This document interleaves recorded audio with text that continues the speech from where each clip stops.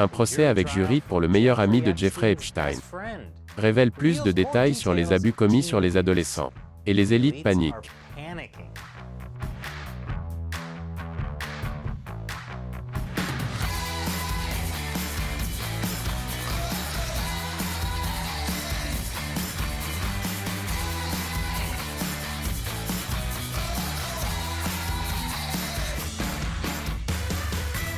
Bienvenue à l'émission Amérique dévoilée, je suis Chris Chappell. Un nouveau chapitre dans la saga épique du délinquant sexuel Jeffrey Epstein. C'est la pire saga à venir depuis la trilogie du Hobbit. Ne vous en prenez pas à moi. Les nains ne sont pas censés être sexy. En parlant de choses que les gens normaux ne devraient pas trouver sexy, le trafic d'êtres humains.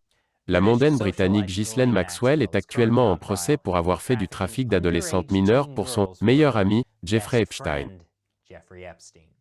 Pendant ce temps, j'arrive à peine à faire venir mon meilleur ami Ethan pour jouer aux jeux vidéo. Les femmes sont juste meilleures en amitié. On a parlé de l'arrestation de Maxwell plus tôt l'année dernière, et comment elle aurait été impliquée dans l'exploitation et l'abus sexuel de mineurs à partir de 1994. Le FBI a arrêté Maxwell en juillet 2020 pour trafic d'adolescentes mineures de 14 ans seulement. En conséquence, Maxwell fait face à 8 chefs d'accusation, dont 6 impliquant l'incitation de mineurs et le trafic sexuel. Si elle est reconnue coupable de tous les chefs d'accusation, elle pourrait être condamnée à 80 ans de prison. Ou, vous savez, à vie. Il est peu probable que Maxwell puisse purger cette peine et rentrer chez elle libre à 140 ans. Mais si quelqu'un avait accès à un sérum d'immortalité, ce serait une personne dont la description du travail est mondaine. Le procès pénal de Maxwell se poursuit devant un tribunal fédéral de Manhattan. Les procureurs ont reposé leur affaire la semaine dernière. Ils ont affirmé que Maxwell était impliqué dans chaque détail de la vie d'Epstein, y compris les détails du crime. Les procureurs ont déclaré qu'elle s'est attaquée à des jeunes filles vulnérables, les a manipulées et les a livrées pour être abusées sexuellement par Epstein et par Maxwell elle-même.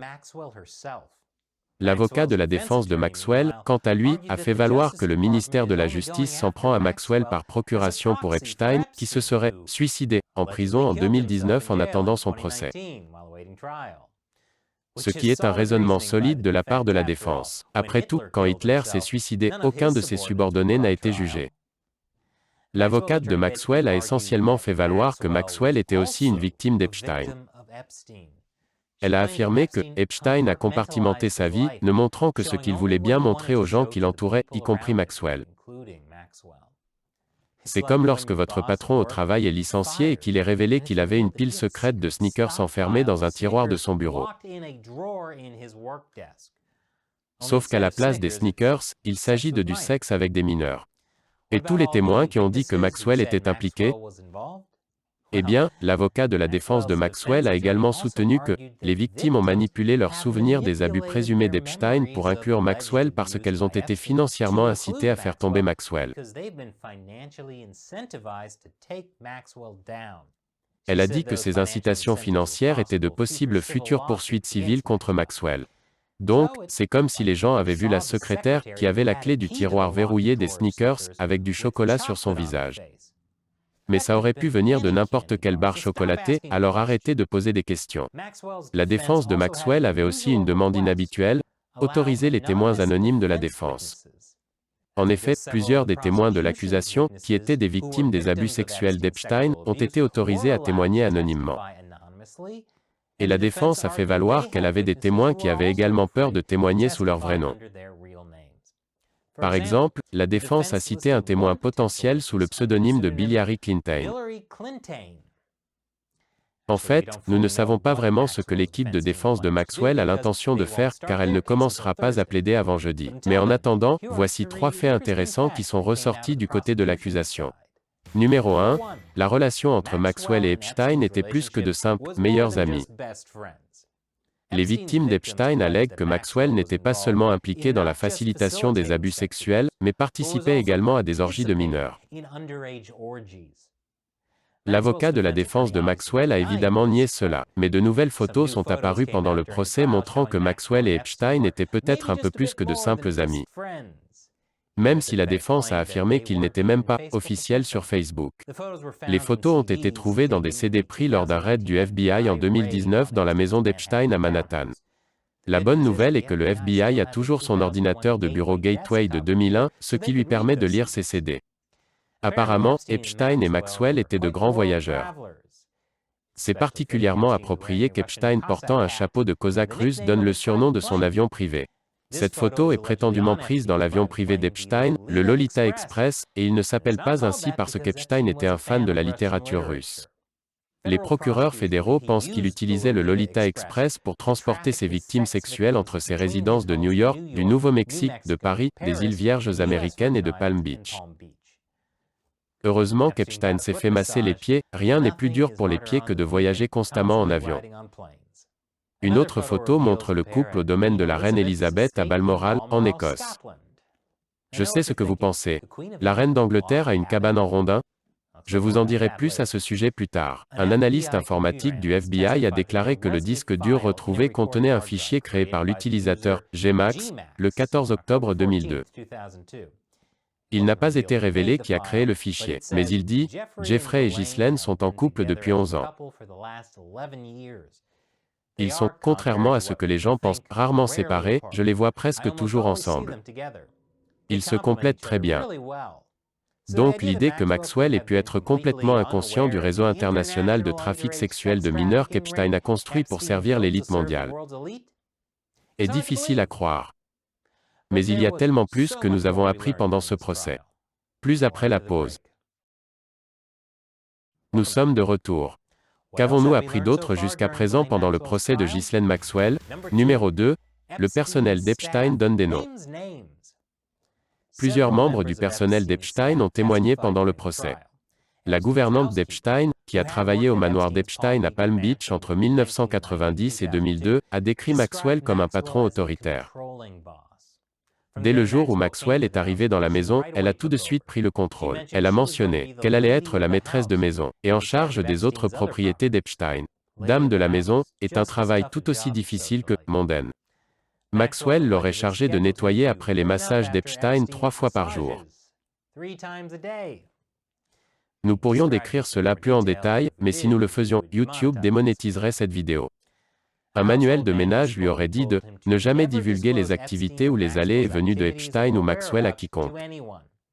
La gouvernante d'Epstein a également déclaré avoir conduit 2 adolescents à l'aéroport et les avoir vus monter à bord de l'avion privé d'Epstein avec Maxwell. Le pilote de longue date d'Epstein a également témoigné devant la cour.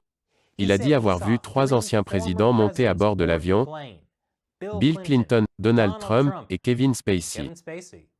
Le pilote a témoigné qu'il n'avait jamais vu d'activité sexuelle pendant les voyages, bien que la porte du cockpit soit toujours maintenue fermée pendant les vols de l'avion surnommé le Lolita Express. Cependant, il a également admis avoir piloté d'autres avions privés surnommés The Murder Maker, Air Extortion et The Flying Embezzlement, alors peut-être n'est-il pas très observateur. Il y avait beaucoup d'autres grands noms à bord du Lolita Express, dont l'ancien sénateur du Maine George Mitchell et l'ancien sénateur et astronaute de l'Ohio John Glenn. Selon l'une des victimes, qui a témoigné sous le pseudonyme de Jane, elle a vu le frère de Jeffrey Epstein, Mark Epstein, sur les vols ainsi que le chef cuisinier célèbre de Los Angeles, Adam Perry Lang. Maintenant, il n'y a pas de preuves claires indiquant que les personnes citées étaient impliquées dans le scandale sexuel d'Epstein. Mais un nom est sorti du lot, le prince Andrew, duc de York. Plus après la pause. Bienvenue à nouveau. Numéro 3. Le prince Andrew devient nerveux. Ce n'est pas un secret que le prince Andrew, le second fils de la reine Elisabeth, avait des liens avec Ghislaine Maxwell et Jeffrey Epstein. Après tout, c'est grâce à lui que Maxwell a pu prendre cette photo dans le palais de Buckingham et cette photo dans la propriété de la reine en Écosse. Maintenant, le prince Andrew est dans une eau plus chaude qu'un sachet de thé English breakfast. Avant le procès Maxwell, Virginia Roberts-Giuffre, une des principales victimes d'Epstein, a intenté un procès au prince Andrew pour l'avoir agressé sexuellement entre 1999 et 2002. Une audience à ce sujet aura lieu le 4 janvier de l'année prochaine. Le prince Andrew avait nié les allégations portées contre lui et avait même affirmé ne pas se souvenir de Giuffre. Je n'ai aucun souvenir d'avoir rencontré cette dame. Et ce, malgré le fait qu'il était sur une photo avec elle et Maxwell. C'est lui qui enlace bizarrement une adolescente. D'autres révélations ont été faites depuis. Au début du mois dernier, un ancien employé d'Epstein a déclaré à la chaîne australienne 7 News Spotlight qu'il avait vu le prince Andrew embrasser et peloter Giuffre près d'une piscine sur l'île privée d'Epstein. Il a enlevé le haut de son maillot de bain, puis a commencé à se frotter contre elle et à lui attraper les fesses. Ils s'embrassaient aussi. Pendant le procès, la gouvernante d'Epstein, le pilote et les victimes ont tous dit avoir vu le prince Andrew. Maintenant, le procès se concentre sur la détermination de l'implication de Maxwell dans le système de trafic sexuel d'Epstein, et non sur l'implication du prince Andrew. Mais il semble que le prince Andrew soit prêt à tout pour se défendre. Selon le Mirror, un quotidien populaire britannique, des sources proches du prince Andrew disent qu'il est « incroyablement stressé ». Il a ordonné à son équipe juridique américaine d'annuler Noël pour se concentrer sur l'affaire qu'il accuse de viol. C'est la pire raison d'annuler Noël depuis Ebenezer Scrooge. Des sources royales disent que le prince Andrew est totalement absorbé par la bataille juridique et a veillé toute la nuit pour rester en conversation constante avec ses avocats basés en Californie. Tout ceci vient d'un quotidien populaire, donc ils peuvent exagérer. Mais d'après ce que l'on voit, la vie devient de plus en plus misérable pour le prince Andrew et sa télévision géante. Ça ne pourrait pas arriver à un type plus gentil. Jusqu'à présent, les avocats du prince Andrew ont trouvé un argument juridique gagnant. Ils ont souligné que la victime avait 17 ans lorsqu'elle a été forcée à avoir des relations sexuelles avec le prince, ce qui est techniquement assez vieux pour consentir selon la loi de New York. Voyez-vous, Virginia Roberts Giuffre poursuit le prince Andrew en vertu de la loi new-yorkaise sur les enfants victimes, qui s'applique aux victimes de moins de 18 ans. Mais, dans un cas où une personne de 17 ans allègue un abus, elle doit prouver l'absence de consentement explicite ou l'absence de consentement par menace implicite. C'est quelque chose que les avocats du prince Andrew disent que Giuffre ne sera pas en mesure de fournir, car il n'y a pas de témoin tiers. C'est comme l'intrigue du nouveau film de vacances de Netflix, un prince de Noël qui n'a techniquement pas commis de viol statutaire mais qui a peut-être commis un viol. De plus, Epstein ne s'est pas suicidé. Alors qu'en pensez-vous? Laissez vos commentaires ci-dessous. Et si vous aimez cette émission, sachez que nous ne pourrions pas la réaliser sans le soutien direct de téléspectateurs comme vous. Visitez patreon.com/americauncovered et contribuez à hauteur d'$1 ou plus par épisode pour nous aider à poursuivre l'émission. Cliquez sur le lien ci-dessous. Encore une fois, je suis Chris Chappell, merci d'avoir regardé Amérique dévoilée.